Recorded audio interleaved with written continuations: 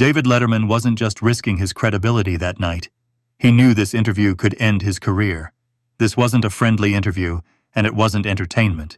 Across from him didn't come to talk. He came to dominate, intimidate, and bend the room to his will. But what Trump didn't know was that Letterman wasn't there to ask questions. He was there to expose something powerful people never wanted seen. And once the first line was crossed, there was no escape. The studio didn't feel like a late-night show that night. The lights were the same, but the air was heavier, tighter. When Donald Trump walked out, the energy shifted instantly. He didn't rush. He didn't wave much. He moved with that familiar, slow confidence, chin slightly raised, eyes scanning the room like he already owned it. Trump sat down across from Letterman and immediately filled the space. He adjusted his jacket, leaned forward slightly, and rested his hands on his knees, ready to talk, ready to control the room. Presidents are used to walking into rooms where people wait for their words. This felt no different to him. Letterman opened softly. No attack, no pressure, just his steady voice in a friendly tone. He welcomed Trump, him for coming, and made a light comment about how unusual it was to see a sitting president back on his stage. A few laughs came out, nervous ones. Trump smiled back, but it wasn't warm. It was tight, controlled. Then Letterman shifted almost casually. "There's been a lot of talk about you and Ivanka lately," he said, keeping his voice calm and even. For half a second, the audience thought it was a harmless setup, maybe a joke, maybe a family comment. But Trump's face changed immediately. His eyebrows pulled together, his mouth tightened. He leaned in closer, eyes locked on Letterman. "What do you mean, talk about my daughter?" he asked. The room went quiet fast. Trump didn't wait for an answer. He went on the offensive. He leaned forward, pointed a finger slightly toward Letterman, and started firing words like bullets. "You bring me here, and this is what you open with?" he snapped. A tired host chasing headlines because nobody watches him anymore. He laughed short and sharp, then shook his head. "Your ratings collapsed. Your show lost relevance, and now you want to use my name to feel important again." The crowd murmured. Some gasped. Trump kept going, raising his voice just enough to command the room. "Let's be honest, David. Without me, the stage is empty. Without controversy, you don't exist." He talked fast, stacking insults on top of each other, not giving the moment room to breathe. "People don't tune in for you anymore. They tune in when I show up. That's the difference between power and nostalgia." He shifted in his chair, spreading his hands wide like he was addressing a rally. "You want control of this interview?" He said. "You don't have it. I do. I decide what matters here." He jumped topics mid-sentence, bragging about crowds, deals, influence, then circling right back to attack Letterman again. "You sit behind a desk and pretend you're tough," he said, voice dripping with mockery. "But when real power walks in, you freeze." It was classic Trump pressure tactics. Talk louder, talk faster, talk bigger, drown the room in noise so nobody can pin him down. The audience felt it. The energy turned aggressive. People stopped blinking. Cameras zoomed tighter. This wasn't banter anymore. This was domination theater. Letterman didn't bite. He didn't interrupt. He didn't roll his eyes. He just sat there, hands folded, listening like he was counting every word. Trump noticed and pushed harder. "Say something." Trump taunted. "Come on. Where's the joke? Where's the clever comeback?" He smirked, thinking he had cornered him. But the silence didn't belong to Trump. It started working against him. The longer Letterman stayed quiet, the more Trump's voice sounded forced. The crowd shifted. A few people shook their heads. That flood of words suddenly felt less powerful and more desperate, like someone shouting to avoid being exposed. Then Letterman moved slowly, calmly. He leaned forward just enough for the cameras to catch it. His voice dropped instead of rising. "You keep talking about ratings," he said, steady and cold. "You keep trying to turn this into a popularity contest." He paused, letting the room tighten. But I didn't bring you here to talk about applause. Trump opened his mouth to interrupt, but Letterman raised one finger slightly. Not aggressive, just firm. You've had years of controlling rooms by being loud, he continued. Tonight isn't about volume. It's about facts. Another pause. The audience went dead silent. Letterman locked eyes with Trump and delivered the line that hit like a switch flipping. If you want to keep performing, fine. But if you're ready to stop hiding behind noise, he said, then let's talk about the truth. The moment Letterman said the truth, the room didn't explode. It did something more dangerous. It went quiet. Trump was ready to fire back, his shoulders tightening, his mouth half open, prepared to jump in and take control again. But Letterman didn't give him the opening. He didn't speak right away. He just looked at Trump, calm, steady, almost patient. That pause threw Trump off. He was used to chaos, noise, reactions. Silence wasn't part of his usual battlefield. For a few seconds, Trump tried to fill the gap. He cleared his throat, shifted in his seat, gave a short, uncomfortable laugh like he was about to say something clever. But Letterman still didn't move. Trump leaned forward, tried to jump in, but hesitated. Letterman finally broke the silence, but not with an attack. His voice was soft, almost casual. You're used to controlling rooms by staying loud, he said, by staying on top of the noise. He let that hang for a second, but when things slow down, he added, it gets harder to hide. Trump frowned, his jaw tightened. He started to shake his head, preparing another push back. But Letterman kept going, still calm, still measured. This isn't a rally. This isn't a press conference. This is a conversation. And conversations don't belong to the loudest person. The crowd reacted quietly. Trump crossed his arms, then uncrossed them, then tapped his fingers against his leg. Small movements, nervous ones. Then Letterman did something unexpected. He reached down beside his chair and picked up his phone. The movement was slow and deliberate, not dramatic, not rushed, but the audience felt it immediately. A ripple went through the crowd. People leaned forward. Trump's eyes followed the phone. His expression changed just slightly, but enough to notice. Letterman looked up, made eye contact with the camera, and said quietly, "Before we keep talking about who controls this room, I want to show you something." He tapped the screen. The studio monitors flickered. The lights dimmed just a little, and an old clip of Trump began to play, his own voice filling the room. Trump's younger face filled the studio. The clip rolled without warning. His old voice echoed through the room, relaxed, joking, clear as throat, careless. A line about Ivanka dropped. The same one people laughed at years ago. The same one late-night hosts replayed for cheap laughs. If Ivanka weren't my daughter, I probably would have dated her. But tonight, that line didn't sound funny. It sounded heavy. The audience didn't react right away. Then silence, thick, uncomfortable silence. Trump forced a laugh and waved his hand like he was brushing dust off his suit. "That's garbage," he said. "Old clip, out of context. Fake outrage." He leaned back, trying to look bored. "You're really reaching, David. This is desperate." But his eyes kept darting to the screen, then to Letterman, then back again. His jaw tightened. His smile twitched and died halfway. Letterman didn't interrupt. He let the clip finish. He let Trump's own words sit in the air with nowhere to hide. Then he turned his head slowly toward Trump, calm but sharp. "You called it a joke back then," he said. "You told people to relax." He paused just long enough to make everyone lean forward. "What if it wasn't a joke?" The room froze. Trump snapped back instantly. "Don't do that," he said, voice rising. "Don't twist this. You're playing dirty." He pointed toward the desk. "You know exactly what you're doing. You're trying to smear my family for ratings." Letterman didn't flinch. He didn't raise his voice. "You brought ratings into this," he replied quietly. "I brought facts." That line hit harder than any insult. The audience reacted with a low, collective murmur. Trump tried to regain control. He leaned forward aggressively.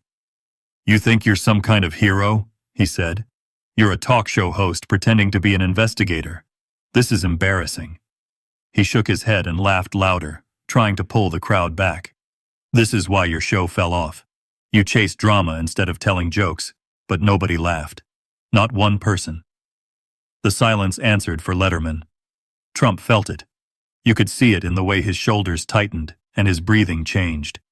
He glanced at the crowd, waiting for support that never came.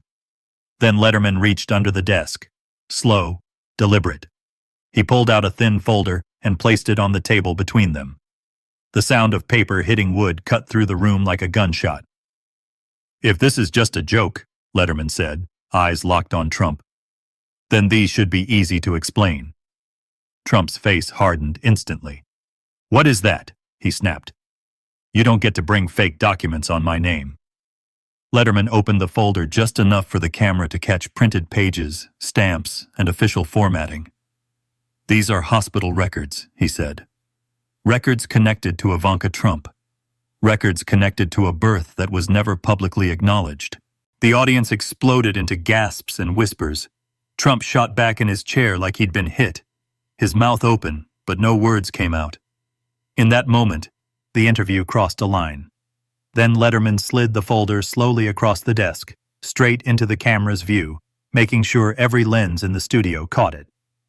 "These aren't rumors," he said flatly.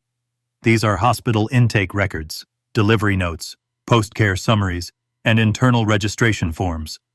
He tapped the top page harder this time. Stamped, logged, time-coded. The audience leaned forward all at once.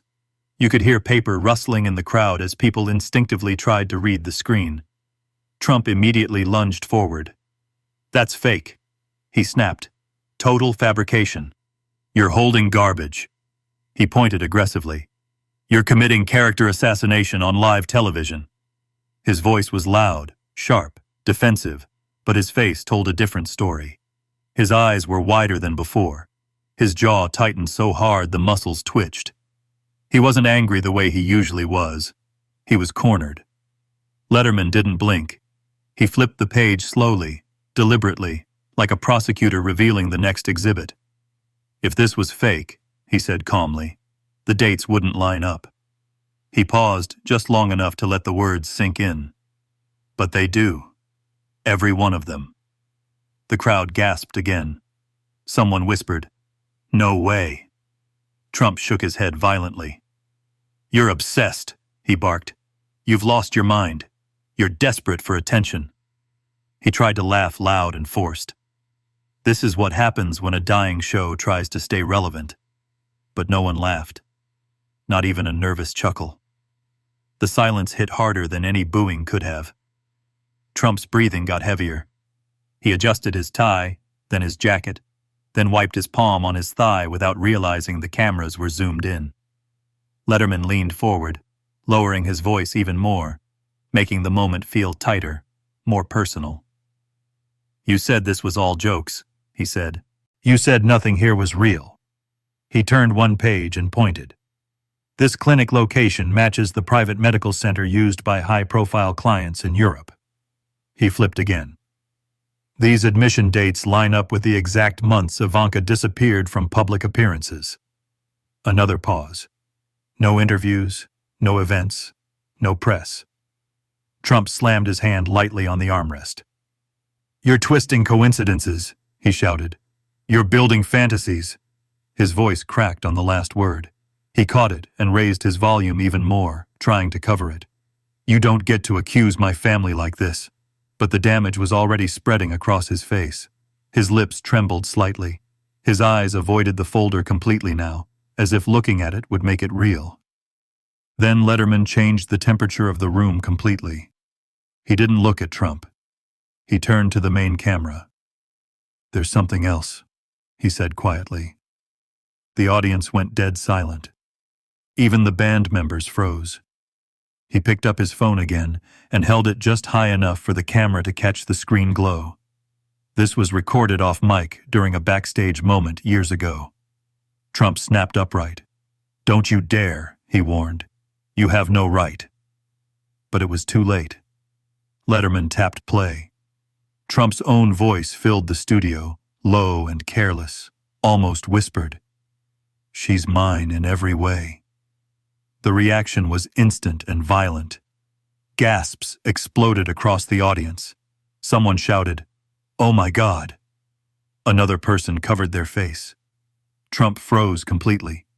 His mouth opened slightly, but nothing came out. His eyes locked forward, empty, stunned. The studio was still holding its breath from the audio clip when Letterman spoke again. His voice steady, but sharp enough to cut through the tension. "Documents can be denied," he said.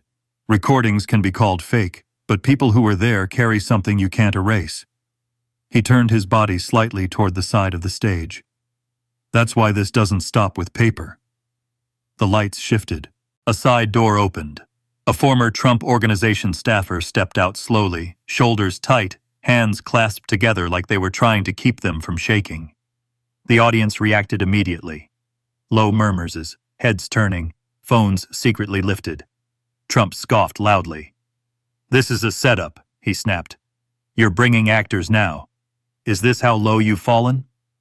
The staffer stopped near the edge of the stage, swallowed hard, and looked straight at Trump. "I was told to deliver prenatal vitamins," they said. "Not once, not twice. Repeated deliveries, same address, same instructions, always marked as urgent." Trump laughed sharply and leaned back. "Vitamins," he mocked. "That's your big story? You're embarrassing yourself." But his voice came out too fast, too defensive. His eyes kept flicking toward Letterman, then back to the witness. Letterman stepped in smoothly. "You weren't delivering groceries," he said. "You were following a specific pattern." The staffer nodded. "No receipts, no email records, always cash reimbursements, always told not to log it in the system." The audience gasped louder this time. You could feel the room tipping. This wasn't gossip anymore. It was procedure. It sounded organized. It sounded deliberate. Trump slammed his palm lightly against the armrest. "You're lying," he snapped. "You were fired. You're bitter. You're doing this for attention."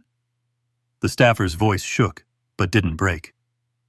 "I stayed quiet because I was scared," they said. "But I remember the timing. It was the same months Ivanka disappeared from public events. No appearances, no interviews, no charity galas, nothing." Letterman picked up the thread instantly. "Her European modeling break," he said. 9 months. The audience reacted with a sharp wave of noise. Trump shot forward in his chair. "That trip was business," he shouted. "You don't get to twist her career into your fantasy." His face was red now, his breathing heavier. He looked less like a confident guest, and more like a man fighting to keep the floor from collapsing beneath him. The staffer continued, voice stronger now. "I wasn't the only one involved," they said. "There were internal instructions, quiet handling, no paper trail." Trump stood halfway up from his chair. "Sit down," Letterman said calmly, not raising his voice. Just enough authority to freeze the movement. The audience reacted to that alone. Trump hesitated, then dropped back into his seat, furious. His jaw clenched so tight it looked painful. Letterman turned again toward the stage. "There's another person who lived inside the silence," he said. "Someone who was paid to keep it that way." A second figure stepped into the light. Ivanka's former assistant. She looked pale, eyes glossy, gripping the microphone with both hands. Trump exploded. "This is harassment," he barked. "You're dragging private staff into a public circus." The assistant took a breath. "I signed a non-disclosure agreement," she said quietly. "I was told never to speak about anything connected to Barron's birth." The room erupted into gasps and whispers. Trump froze mid-motion. His mouth opened, then closed. No insult came out. No joke, no attack. For the first time, he had nothing ready. The assistant kept going, voice trembling, but steady. "I was instructed to reroute communications, block calendar access, and redirect inquiries during that period," she said. "Everything was labeled family matter and sealed." Letterman nodded slowly, letting the weight sink in. The audience wasn't shocked anymore. They were convinced. Faces hardened. People stopped whispering. They were listening. Trump finally found his voice again. "You're betraying confidentiality," he shouted. "You're destroying your own career." She looked at him and shook her head.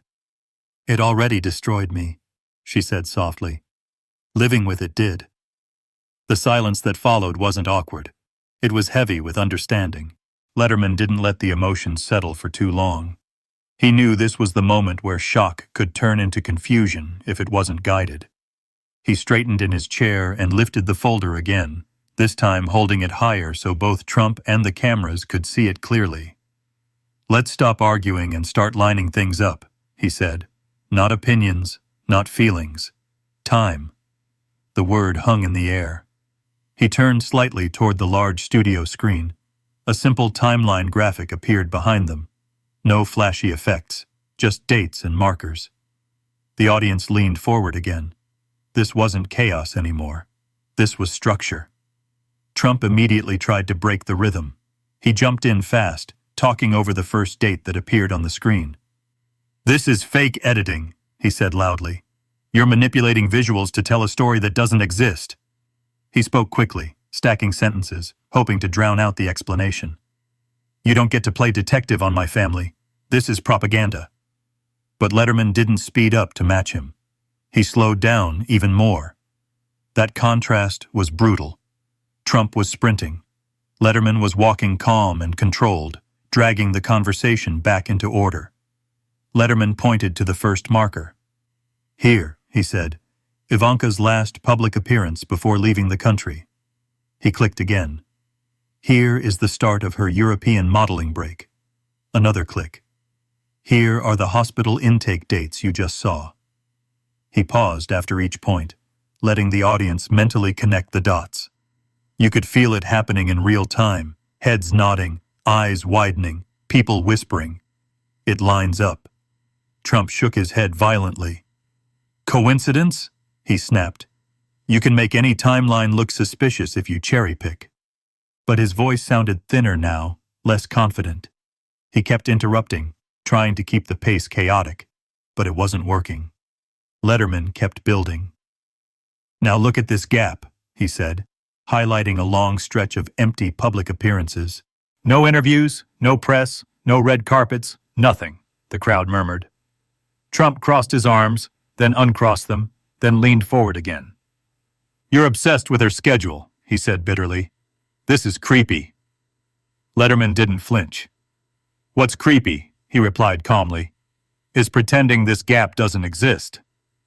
The audience reacted with a sharp wave of sound. Trump slammed his palm lightly on the desk. "This is character assassination," he shouted. "You're trying to rewrite reality on live TV." Then Letterman raised one hand slightly.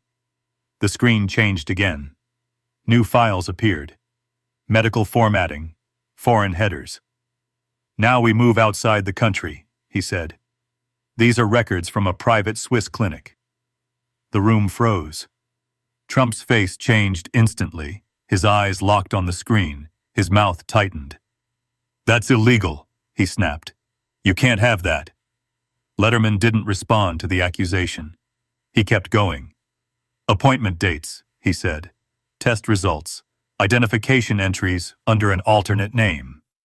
The audience gasped loudly. The timeline on the screen updated again, aligning the Swiss clinic entries with the modeling trip and the hospital documents shown earlier. Trump leaned forward aggressively. "You're fabricating international records now," he shouted. "This is insanity." But the damage was already done. The visual alignment was clear. The room felt like it tilted. Letterman stepped back slightly and looked at Trump. "This isn't random," he said. "This isn't coincidence. This is a pattern." The audience fell silent again, staring at the screen.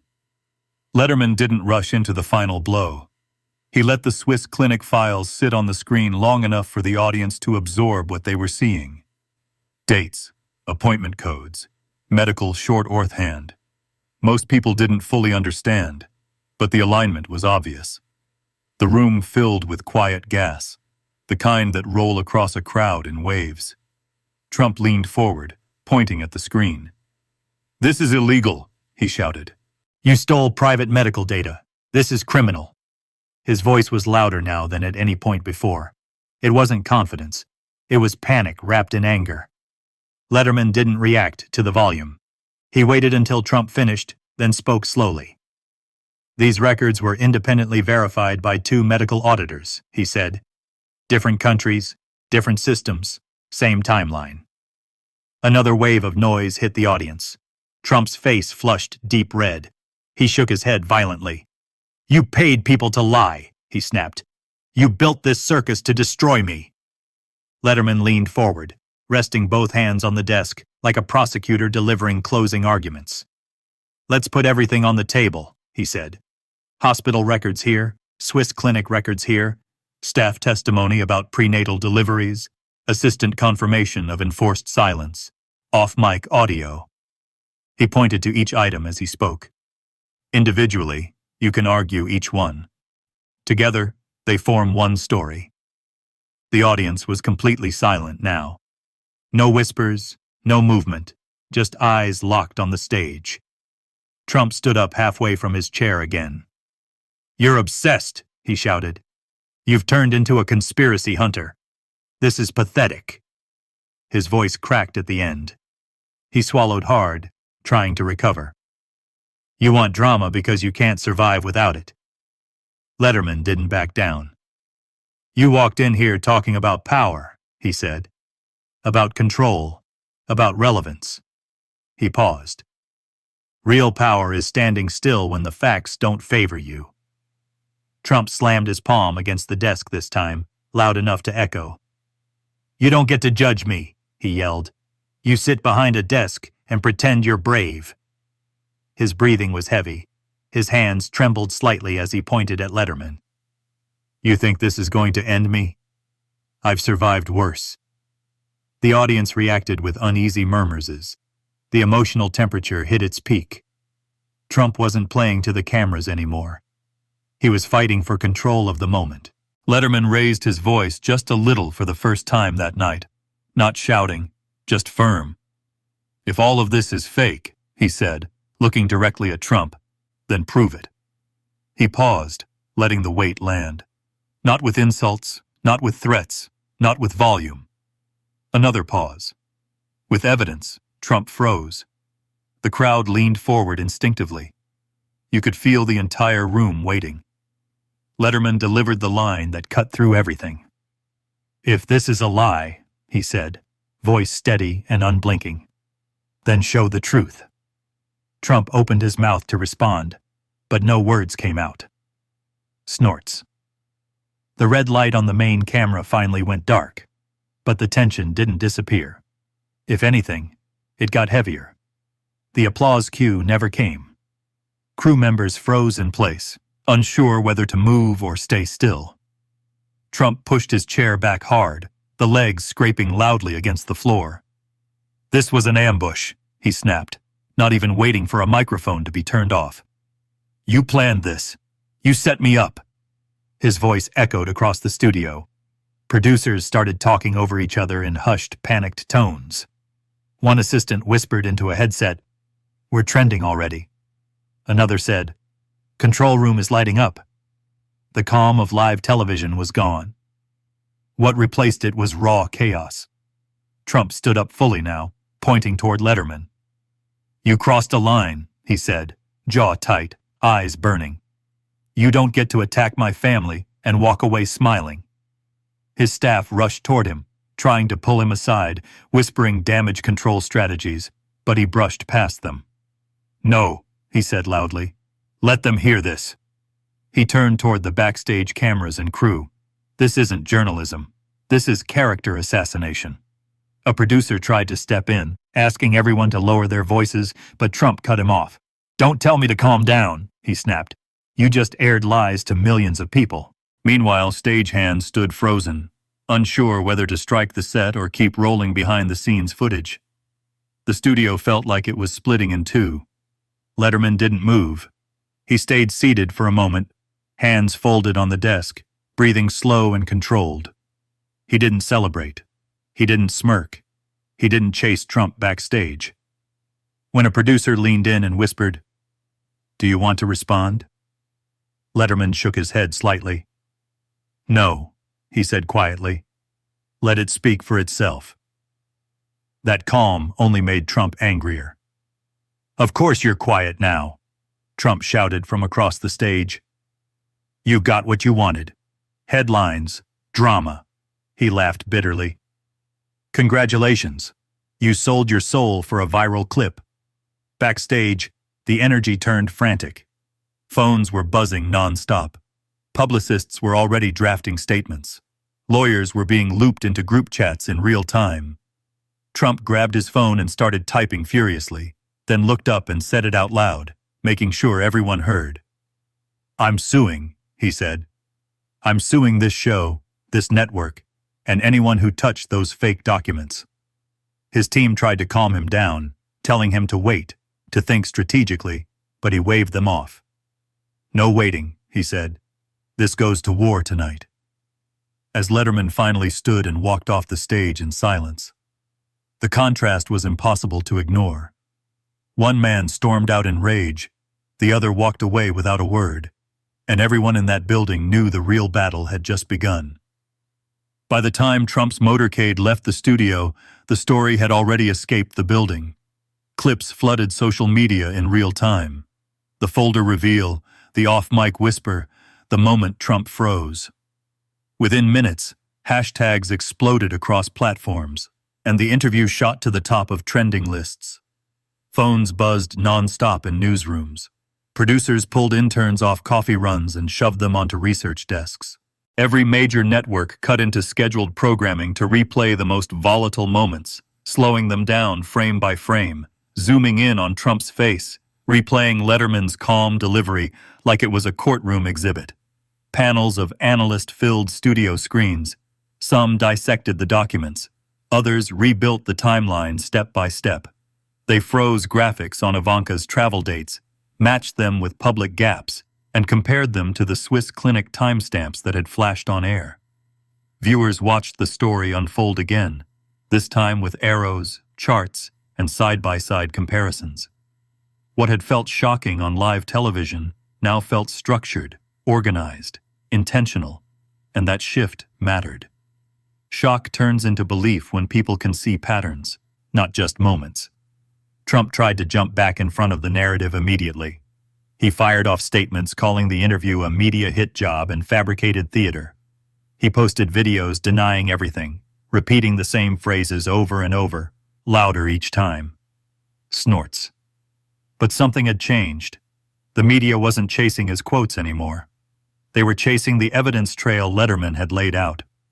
Every time Trump spoke, anchors cut to graphics instead of sound bites. His voice wasn't driving the conversation. The timeline was. Late that night, clips of Letterman's quiet pauses went viral too. People shared the moment he stayed silent, while Trump talked himself into a corner. They shared the line, "Let's talk about the truth." Memes weren't even jokes this time. They were reactions. Faces frozen in disbelief. Captions reading, "This is what control actually looks like." Long after the headlines cooled and new scandals tried to take their place, that interview stayed in people's memory. Not because it was loud, not because it was flashy, but because it showed something rare on live television. It showed that power doesn't always come from dominating a room. Sometimes it comes from slowing it down, clears throat, from letting silence work, from trusting evidence more than ego. Media schools replayed the footage. Journalism professors paused the clip where Letterman didn't interrupt, where he didn't argue, where he simply waited. They used it as a case study, not clears throat, about confrontation, but about control through restraint. Students learned that shouting doesn't create authority. Structure does. Preparation does. Timing does.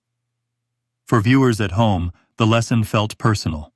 People talked about it at work, at dinner tables, in group chats. They didn't just talk about Trump or Letterman. They talked about how arguments work in real life, about how the loudest voice isn't always the strongest, about how calm pressure can change outcomes faster than aggression ever could. That night rewrote how power looked on live television, not as dominance through noise, but as influence through discipline, not as intimidation, but as exposure. And even after the cameras shut off, the studio emptied and the set lights went dark. The message stayed behind. Control is not volume. Evidence beats ego. And sometimes the strongest move in the room is simply knowing when to stay quiet. If you want more real power moments like this, hit subscribe and turn on notifications right.